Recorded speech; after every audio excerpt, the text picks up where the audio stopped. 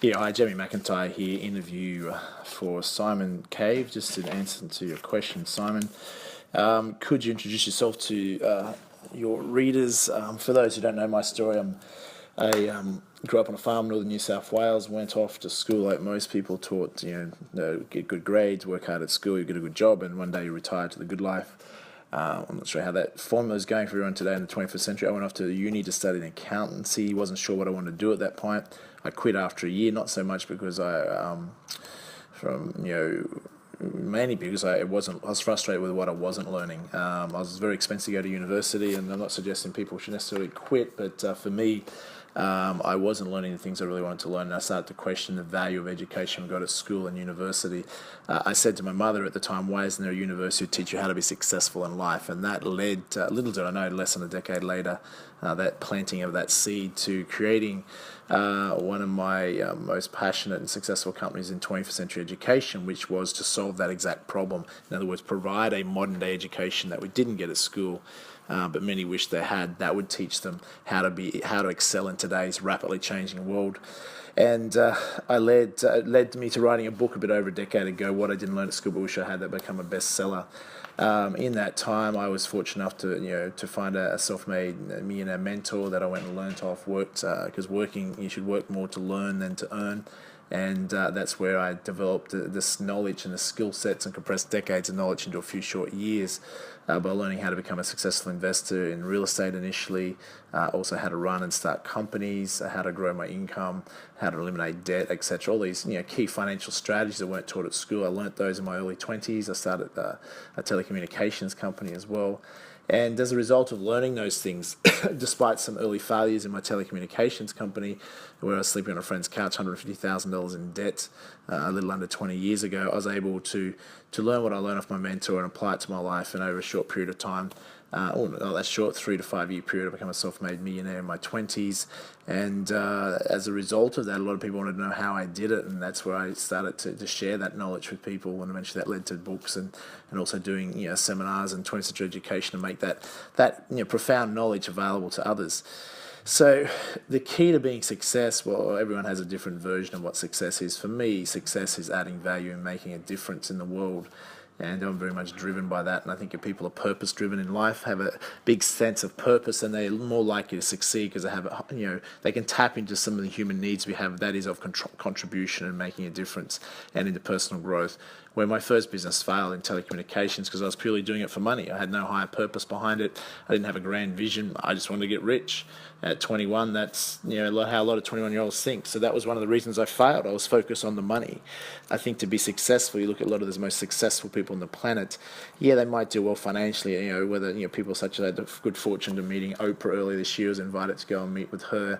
Some of my business mentors have been people such as Sir Richard Branson. Whether you look at someone like Donald Trump, people that have achieved outlandish success.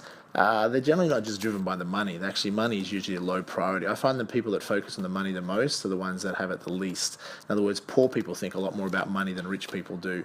And we've got to understand that. It's not about being materially driven. The people are materially successful, not in all cases. In most cases, I've found by studying millionaires and billionaires around the planet, is that they have a higher purpose, a sense of achievement, a real mission behind what they're doing. And it's saying that's what helped me create a lot of success as well. So I'm suggesting what leads to success is the core is having a purpose and a vision for what you want to accomplish that's bigger than you and is more than about the money. What was my very first investment? Probably into myself. It's normal for us to go and sell our car, get a job, work hard to pay our way through uni. But if people have the opportunity to invest in their own self-education or financial education, many people balk at spending $20 on a good book. So we have to get our heads right. If we want to be successful, we need to invest heavily into our self-education. These days it's much less expensive than it was for me 15, 20 years ago. But I did that. I sold my car. I flew overseas to attend seminars, to learn. I did whatever it took. I borrowed money. And investing in your own head, your own education, is probably the greatest investment you can make. But it has to be the right education. If you're investing into a 19th century school or university education, even though there's still some value in certainly having a degree, if you think that's going to be enough to be successful, and I think you could be in for some hard lessons. We need more than that, and ideally you want to have both. You want to have a degree behind you if you can, or a trade or skill set, but you certainly want to have a modern day 21st century education. If you can only have one, I know what I would be taking. And that's why many of the most successful people on the planet failed miserably at university or school, because they rebelled, they questioned the education system, and for good reason. Mark Twain once famously said, "Never let schooling get in the way of an education," and it has some truth in that. Do I have a daily routine? Certainly, first thing I do every day is focus on 5 things I could be grateful for. I think the critical thing is that what is wealth? A billionaire was, Sir John Templeton was a billionaire investor, most successful investor. Before the Warren Buffett days, he made his money in the Great Depression buying stocks for a penny when no one else was buying. And he was asked, what is the secret of becoming wealthy? Everyone was waiting for the stock market tip, etc. And he said, the key to being wealthy is to have gratitude. Wake up every morning, focus on 5 things you can be grateful for. He said, without that, you can have all the money in the world, but if you're not grateful for what you have, you don't have any wealth. You can have very little money, but be grateful for the things you do have, and you have a tremendous amount of wealth. What advice would I give to beginners who want to be financially successful? Get started. The shortcut to success, there is one, and that's the model. At school, we're taught not to copy. I'm going to suggest to you, 21st century, you want to copy, but we don't call it copying, we call it modeling. In other words, I don't care what business idea you have, or what career idea you have, or what investment you want to do. The reality is someone's probably already done it already, so which is a good thing. You don't want to be reinventing the wheel. Your job is to be successful, is make the wheel go better, faster, different color, make it look better. Not start all over again and continually reinvent the wheel. Humans would never progress, or civilization would never progress if we kept going back to the drawing board. So you want to find a good idea and just make it better. I'll give you an example in Australia. Bunnings. Bunnings is a multi-billion-dollar business, hardware store. You'll see the ads on TV, probably been there before. Bunnings had been already done overseas. Home Depot in America. So it's a group of Australian entrepreneurs in America looking around, saw Home Depot and go, I wonder if this would work. If it works in America, will it work in Australia? Of course it will.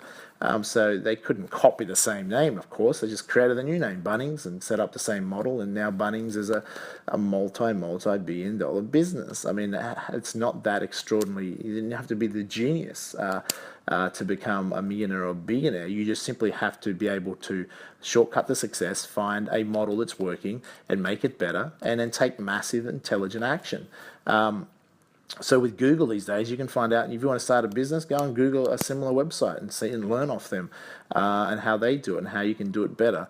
It doesn't matter what you do. I became a property millionaire in my 20s. I knew nothing about property, so I went and modeled a millionaire property investor.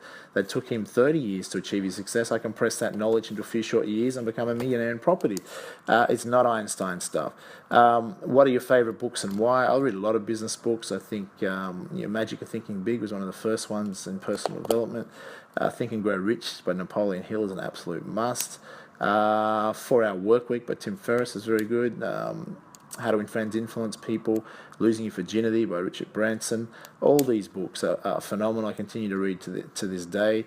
I heard What I Didn't Learn at School But Wish I Had is also an extraordinary book. You might want to check out that author. I've heard he's pretty good. Do you have any secret to being productive? Yes, I do actually teach that in my book I wrote called Time Rich, the RPA system, results focused, purpose driven, action orientated. You can certainly want to Google that, check that out.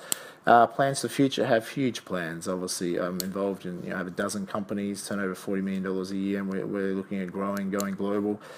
So I'm excited. I mean, there's so much to do in this world and so little time. So it's a matter of, why limit yourself to one career? It's all about how can you make the biggest difference in the shortest period of time and enjoy the process and have an amazing life. So hopefully that gives you some ideas. We make available at 20th Century Education an enormous amount of free education online.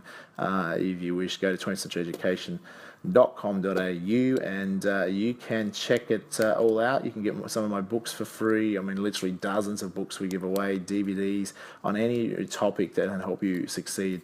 You're welcome to take advantage of that. We also have some scholarships that we give away to some of our more intense programs. You can also find that on the website. Wish you luck. The key to success is simply you've seen the Nike ad and you know what it says. It says just do it. And ultimately, that's what it comes down to. Shortcut to success is modeling. Find something that's working, make it better, and then take massive immediate action, and don't be scared of failing. The reason I become a self-made millionaire in my 20s is because I failed 21 in my first business. You need to fail early and fail often, and that will lead to success. Talk to you soon.